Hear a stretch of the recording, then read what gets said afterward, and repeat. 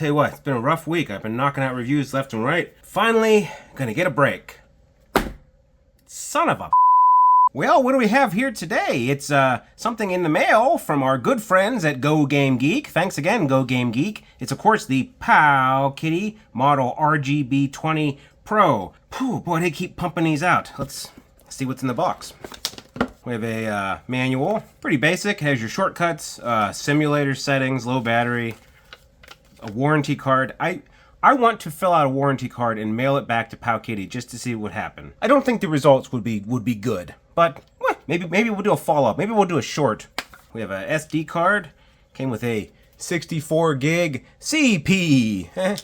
And here's the main shebang. Oh, also there's a USB-C cord in there. God, boy, they got that in there tight, man. What did we get? Oh, wow. That is a weird design. I don't know how I feel about that. That is a weird design. Wow. It's got like the top of it's recessed and there's a plastic shell that's got all these clips. I don't even know how you would take these off. You might have to, I don't know. Maybe I'll forcefully disassemble it. Look at that. It's, ooh. It's just odd. You got a transparent shell here. This plastic, mine's kind of scuffed. Can you see that? Like where these clips are. There's scoring marks. They're kind of not too bad, but they're noticeable. And there's some faint scratches. You see right there? There's some faint scratches in this plastic. But you really have to look hard to see it. It's honestly about the same size as a smartphone, but it really just kind of reminds me of like something from like a 90s Star Trek. Like this would be a handheld Klingon computer.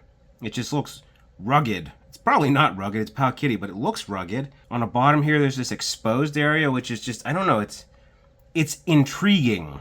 It's like steampunk, but not. In a lot of ways, I think this is going to be kind of a vibe handheld where, you know, it's a 3356. Everyone knows what that chip can do. There's a lot of handhelds out there that have that chip. There's probably handhelds with a better form factor than this, but it has a distinct aesthetic. And in that way, it kind of reminds me of the Gameforce Chi, you know, something that was made with a bog standard chip, but deliberately made in a retro, like this is like a Desert Storm military handheld, that kind of style. And then this is a Klingon handheld. So yeah, featuring an RK3566, you're gonna max out at some Dreamcast, some N64, PSP, although PSP on here is probably not going to be great on this screen. Speaking of the screen, this is a 3.2 inch screen. It's a 4 by 3 inch screen. The resolution is 1024 by 768. That is extremely high resolution for such a small screen. And part of me wonders where they got this screen from, where they sourced it from. And I don't know if you can see it here. You'll definitely see it when we turn it on. This is not all screen. This right here is bezel, where my pinky is, and that's bezel. It's a very small screen on a long handheld. Weird. So what do we got? We got a SD card on the side for your operating system. You have your power and your reset. On the other side, you just have the SD card for your games. Let's see. You have two switch style sticks. Oh, there's very limited range of motion, primarily because of this like plastic shell, I think. You have start and select. Very loud. Ugh. A D-pad. Feels... Ugh. Again, I think maybe the shell is limiting the motion. It feels kind of, I don't know, imprecise. We'll see. You have your volume down, volume up, kind of a weird spot, and your face buttons. They feel okay. But yeah, these switch sticks and the D-pad, it just feels like your motion's kind of limited. I feel like I'm bottoming out up against this plastic shell. On top, you have two USB-C ports and an HDMI port if you wanted to consoleize it. Headphone jack on the bottom, I like that. And you have some nice ergonomic shoulder buttons on the back that aren't actually too loud, which, I mean, with Powkiddy, you never know. They tell you what everything is on the back. Here's your DC, your HD, your OTG, TFOS, TF Game headphones. That's nice, thanks for that.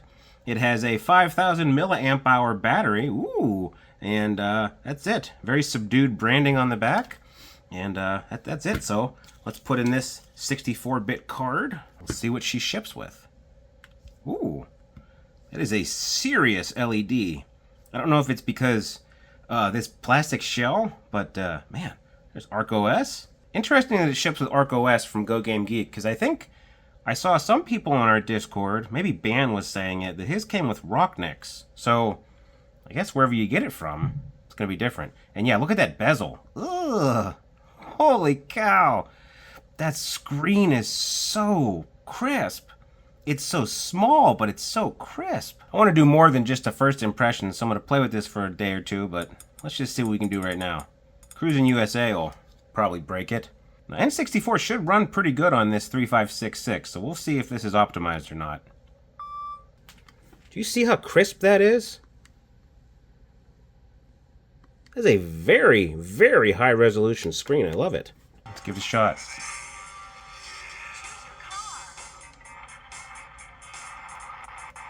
Ugh.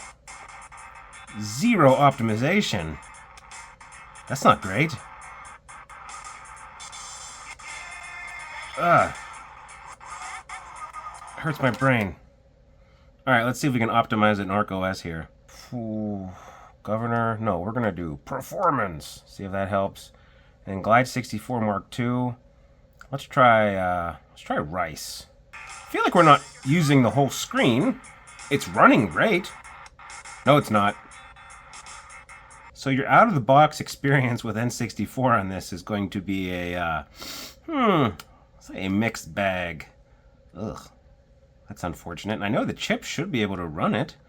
Let's try, Glidin 64. Ugh. Nope.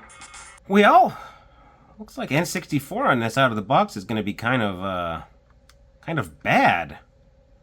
Gonna have to really go in there and tinker. That's a bummer. Let's just try RetroArch. That's probably not gonna work well, but you know, let's give it one more shot. Oh god. Yeah, that ain't that. No. Wow. Okay, so N64 out of the box doesn't work. Good job, Powkiddy. I don't know what the performance would be like on Rocknix, but man, it's not great. Before I do my my extended playtesting, let's compare it against the RGB20 SX. Now it's roughly the same height. This is a little skinnier. It's definitely slimmer because these shoulder buttons don't jut out near as much. Also, this is a giant one-to-one screen. And you know what? They didn't send me a sticker, but I don't mind because I really like this futuristic front. But I will tell you, this is very pocketable. It's very slim, and if that's what you're into, that might be great, but yeah, it definitely seems like it's going to need a lot of custom firmware help. Yeah, it's a shame about that N64 on here, but you know what's not a shame? This cool exposed PCB. Speaking of PCBs, I'd like to thank PCBWay for sponsoring this video. PCBWay is your one-stop shop for all your PCB needs, obviously, but they also offer 3D printing, CNC milling, and injection molding. That's right, you could conceivably build an entire retro handheld by yourself on PCBWay. There are also tons of user-created models available on PCBWay if that's your jam, including this sweet-looking Gotcha SP made by longtime friend of the channel, RetroGame.evo. Look at how cool this thing is. If you've got a donor GBA, you can just have PCBWay print up these extra parts, ship them to your house, and with a soldering iron and a bit of skill, you can make one yourself, huh? If you've got any interest in building or modding retro handhelds instead of just playing them, be sure to check out our sponsor, PCBWay, today! So unfortunately, after quite a bit of experimentation, after updating ArkOS on here and really just trying to get into all the settings I could, N64 is still really hit or miss depending on the game. If you could easily get into the settings of the standalone emulators and maybe scale it down to 320 instead of 640, you might alleviate some of the performance problems, but there's no way to really configure it on the device itself. You might be able to go in and edit some of the INI files on PC, but that's a lot of work for N64 on a 3.2-inch screen. Weirdly enough, though, Dreamcast and a lot of PSP games seem to play fine on here. That's not earth-shattering news because the 3566 chip has been able to handle those in the past, but it makes the N64 performance even more glaring. High-end performance aside, the screen on this thing is legitimately impressive. It gets so crisp because it's a 1024 by 768 screen, and some games just look absolutely amazing. Like, I played Tetris, regular Game Boy Tetris, for 10 minutes straight while I was filming this, and I had to tell myself to move on. Like, just black and white. No crazy color palettes, nothing. It's just so crisp and sharp. It's something to behold, this density of pixels in such a small screen. The screen gets really, really bright if you need it to, and it can also get super, super, super dim. Let's get this all the way down. You can take it to the point where it's very difficult to actually see what's happening on the screen unless you turn off all your lights. There we go. And so with my studio lights off, it's still kind of hard to see. Although, this would be ideal as an in-bed kind of game because you could have a pitch black room with your wife or your significant other sleeping next to you, and they're not going to wake up because of the brightness. The ergonomics of this thing, I don't know. The feel of it is just odd, but not in a bad way. It feels like a phone. It's about the same size as a phone, except just a little bit thicker, I guess. But it's about that same size and weight. Overall, it feels really, really balanced. It's fairly light, and it's easy and comfortable to hold. It's not like you're going to be all cramped up. I think the length of it kind of makes your hands, I don't know, have more room to hold on. You're not bearing down on it. You're kind of just holding it in a way your hand has become accustomed to because, you know, everyone has a phone. The shoulder buttons are actually really good. They're not super obtrusive, which I like, and they're also not too loud. So it's not like some Powkiddy devices where it sounds like an old IBM mouse from your early 90s computer lab. The face buttons are fine. Nothing awful, nothing great. Just normal face buttons. They're proud enough, I don't know if you can see that, they're proud enough that they don't get hung up in the clear plastic shell, which unfortunately is more than I can say about the sticks and the D-pad. Now the sticks are fine, they're serviceable, whatever, but they do kind of feel restricted by the shell. You've got really minimal range of motion, and it just, I don't know, feels kind of cramped to me. The D-pad also has this same kind of problem. When you depress one of the sides, it gets flush with the case. I don't know, let's see if I can, there. It's flush with the case, you getting that? It hasn't gone underneath the case, but honestly, it feels like it might. This makes going from down to left or down to right a lot more deliberate than it really needs to be. And it can kind of pinch your thumb if you're playing this for long sessions, just because those two angles are you know, a rock and a hard place. It's not free motion where you're kind of gently grazing the side of your thumb off. You're pinching your thumb into a very tight spot. I think if the D-pad and the sticks were a little prouder out from the case, the problems would go away. But I can see what they were trying to do. They're trying to keep a real low profile, keep it slim, so I get it. But maybe they could have made these punch-outs a little wider, right? Some larger tolerances, so it didn't feel like you were about to go underneath the case. Just anything to give the D-pad or the sticks a little bit of wiggle room, I think would have been a nice little touch. Now, when it comes to price, this 64 gigabyte model from GoGameGeek comes in at $100 with free shipping. If you use code RH15, that gets you down to $85. The same model is $80-ish with free shipping direct from Powkiddy, but their shipping can take anywhere from 10 to 20 days. GoGameGeek seems like they ship faster, so I guess it's kind of a wash. So if you don't mind waiting, I think go direct. If you need it fast, maybe GoGameGeek is your bet. It's worth the extra $5 to have it here in a couple days. I don't know. If you want to go without a card at all, you can get it for closer to $70, maybe $60 if you go ham with coupons on AliExpress. But then you're going to need to configure everything yourself. And I don't know that this is actually technically officially supported by either Rocknix or ArkOS yet, so you might run into some issues finding the right build. At that $85 to $90 price point, you're getting comparable to the current, and we're not even talking about like secondary market, but the current Anbernic prices for what I see to be its main competitor, the RG353V. The 353V does have an Android option, so if you're not a huge Linux person, that might be a way to go. There's also the 353VS, which is straight Linux, and the price is really comparable. I think if I needed to have a 3566 vertical right now, I would still probably lean towards the 353V, just because the firmware on this is a lot more mature, it's a lot more established. I know I'm going to be able to have much better N64 performance and probably better top-end stuff overall, but this is kind of old. This is the new hotness, and you do have that exposed PCB, which people seem to like. Well, Gary, it's time for What Did We Learn? And we learned that the RGB20 Pro is a weird amalgamation of things. It's a 3566 chip, which we've seen before, but it's in a weird form factor with an atypical screen.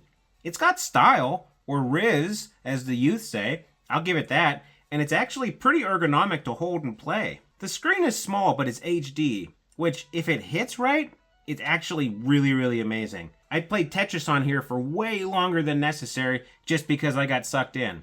It also has a 5,000 milliamp hour battery, so you should be able to play this thing all day, and the speaker is really good. Just this single speaker here. Solid, solid sound. You can blare your 8 and 16-bit jams to your heart's content. This feels a lot like the Gameforce Chi to me, in that it's coming a little late to the party. It has a fairly standard chip, but it's putting all of its eggs into the unique look basket. Whereas the Chi was all in on mid-90s aesthetics, the RGB20 Pro looks like a prop from Star Trek Deep Space Nine or Babylon 5 or something. It's definitely interesting, and outside of N64, at the moment at least, everything works and it looks great on this HD screen. So it's not like you'd be wasting your money if you wanted to get one. For me though, just that bleh D-pad experience kind of outweighs a lot of the appeal and the novelty factor of the other components. I really think this is going to be somewhat of a situational purchase. If you're a Powkiddy collector, obviously you're going to want to get one. If you like weird aesthetics, again, probably a must buy. If you're looking for the most bang for your buck in a 3566 handheld, I still think you could go for something like the RG353VS or even the X55 if you wanted to go the Powkiddy route. The X55 is actually cheaper if you want to poke around AliExpress, but I don't know. I still kind of like the RGB20 Pro. The screen is laughably small for such a long handheld, but it's so crisp. It punches above its weight class on some PSP and Dreamcast, but it does again. It kind of craps the bed on N64 at the moment. Maybe with some enhancements to Rocknex or ArkOS or maybe a future firmware, you can get really good performance, but for now, that N64 performance on here is just ugh. So yeah, I guess I'll give it a solid maybe. If you want it for the reasons I just stated, go for it. But I wouldn't say it's the ultimate 3566, not by a wide margin. I wouldn't even say it's the ultimate 3566 vertical. You know what though? It is the ultimate exposed PCB 3566, that's for sure. Well, if you like this handheld, if you like this video, be sure to like and subscribe and all that jazz. And stay tuned. All these handhelds are coming out now as we get closer to Christmas. So you're going to want to see all of our reviews and our deep dives and our guides and all that fun stuff. So stay tuned, and we'll see you on the next one. Goodbye!